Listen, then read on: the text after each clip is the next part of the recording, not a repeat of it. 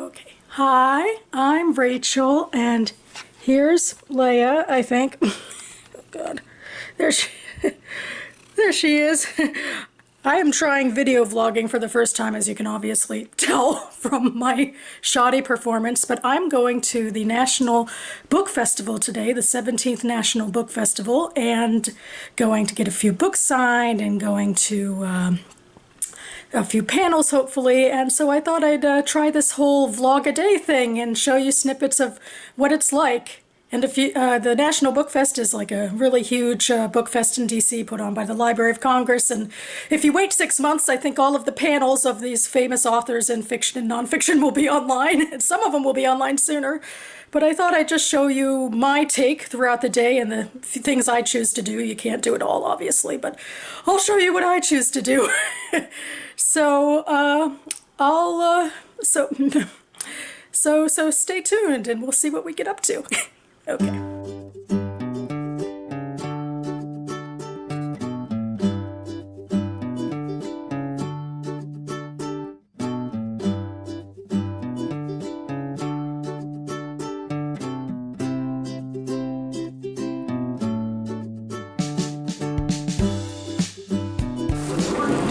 To the center of the car.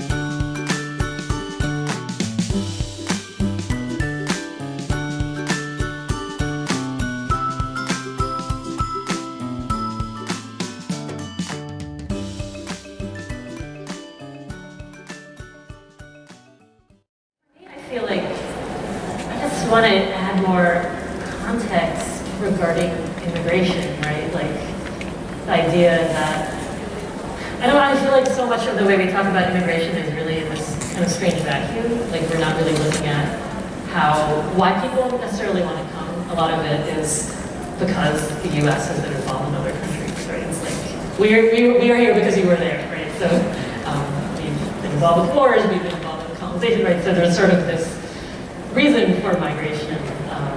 People come out of because of economic need, for the most part, I would think, and because there are homelands that have been made untenable for many reasons right now. So yeah, this is a really interesting question. It's economic need, it's also I think economic aspiration. Yep. And so that sounds like people are coming for your money and your jobs. But I think they're also coming for a country that values and allows for economic aspiration. So that's the more positive way of seeing that, something that we all, I think, notionally share. I think. It's funny so we are on a panel, we're talking about what consensus was described as immigrant literature in some ways. For myself, and I realize that my own context is very different from that of many immigrants, one of the ways I immigrated before I arrived was by reading American literature. So literature written by the American canon is one of the things that brought me here. And so literature is an invitation, or was an invitation. I think it helped me adapt and made me want to come. It made me excited by the possibilities. We talk about opportunity, it sounds like economic opportunity, but even for me, coming from Britain, it feels like cultural opportunity. Right?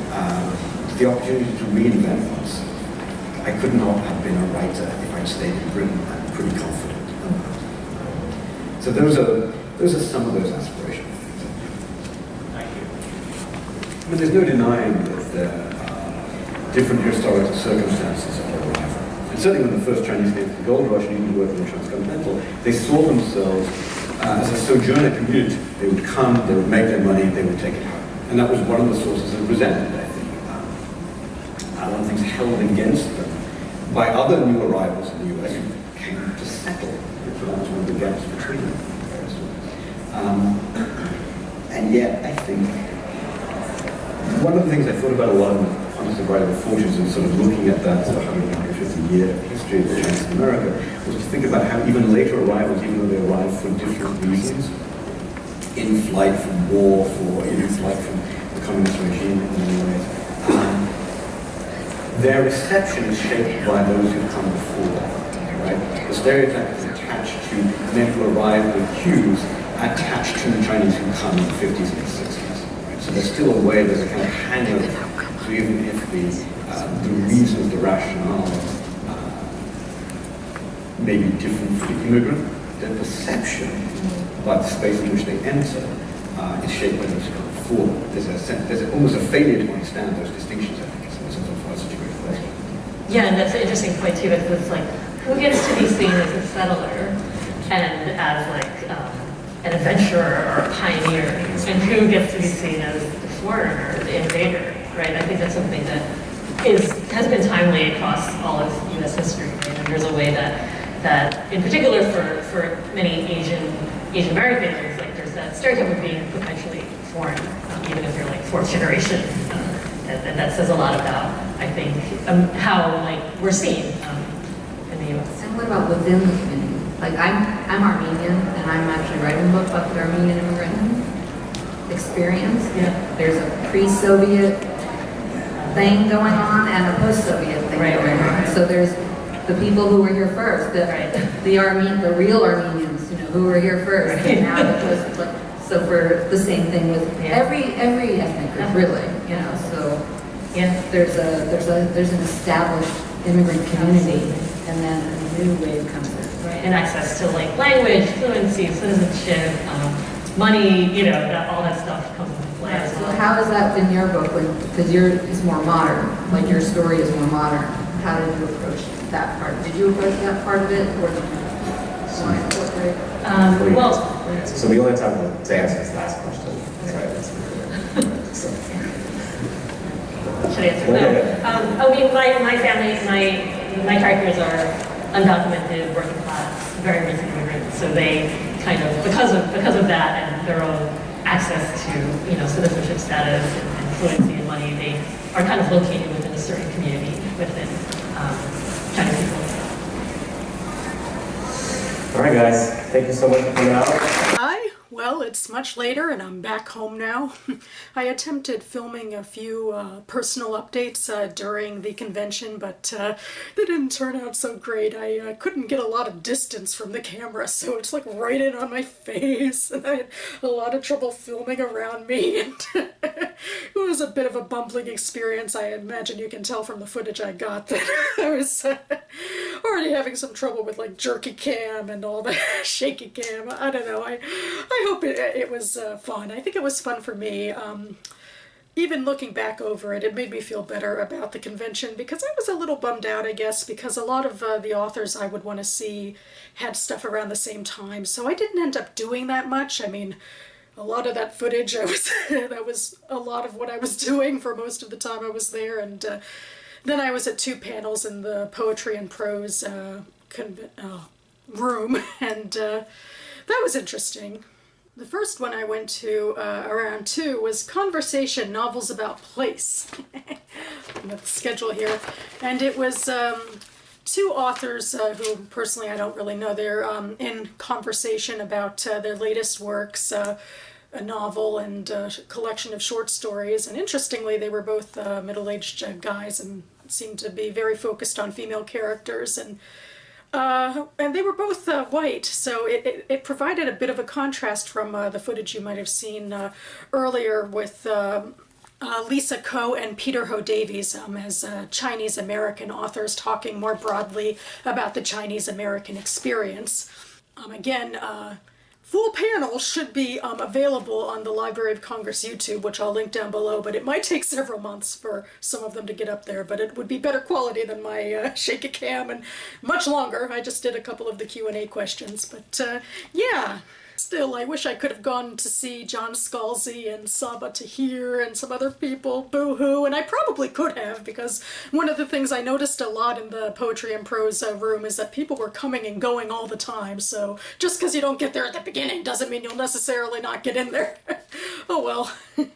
And another thing I did was practically drain my battery to the nub just trying to check in on social media as you do, but I guess the place was so packed that I really had a lot of trouble getting a signal, so down with my battery. So I am really thrilled that I have this record to show of my experience. So now I thought I'd show you some of my goodies before I sign off.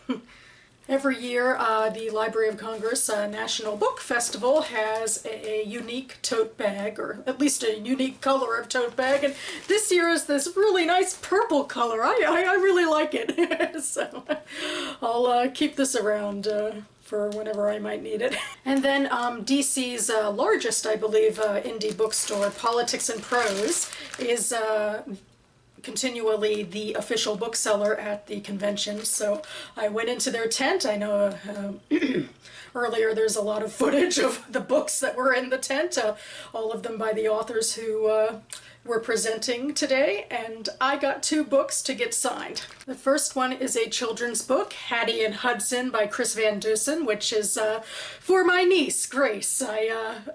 I have a ambition every time that I go to the National Book Fest that I want to find a picture book, or I guess as she grows, other books that will seem to best fit her needs at the time, and try to get them signed. This book is about this monster who lives in the lake, and how this brave young girl goes out and befriends him and has to teach everyone else that he's not actually a monster. And this is very exciting for me because every year I go to get a children's book signed for my niece, and children's books are incredibly popular, and the lines to get them signed get very, very long. So I get into the lines in the beginning of the session, and the volunteers are optimistic and hand me a post-it to put Grace's name on and say, oh, that the author will sign it and personalize it to her. But by the time I get up to the front, that is over and done with, and they can only sign their names to keep the line moving. And this is the first time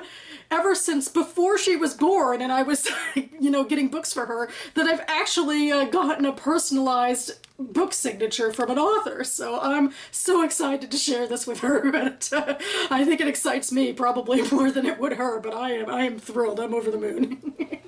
And this next book is for me. It's from one of the authors who was in the segments just before this one, Lisa Ko. It's her debut novel, and I believe it's been relatively popular on Book Riot and probably BookTube and literary communities, especially having to do with diverse topics, because this is about a Chinese-American boy who is the son of an undocumented immigrant who has to leave him, and then he is adopted by two white people, and it's about his conflicts of identity, as it were, and trying to find himself within those two backgrounds. And I was very excited to hear about this. I actually had a friend in my school days who was adopted from a similar sort of situation, and it'll say a lot of interesting things about culture and identity, and I can't wait to get to it. And here you see that it is signed. I love collecting signed books. And I think that about covers it. I hope you enjoyed coming along for a truncated version of my day at the National Book Festival. Maybe I'll get better at it with time and be able to do something like this again, but it was certainly an interesting experiment either way to do, and yep. So I hope everyone in the States has a happy Labor Day weekend. Thanks so much for watching, and I'll see you next time.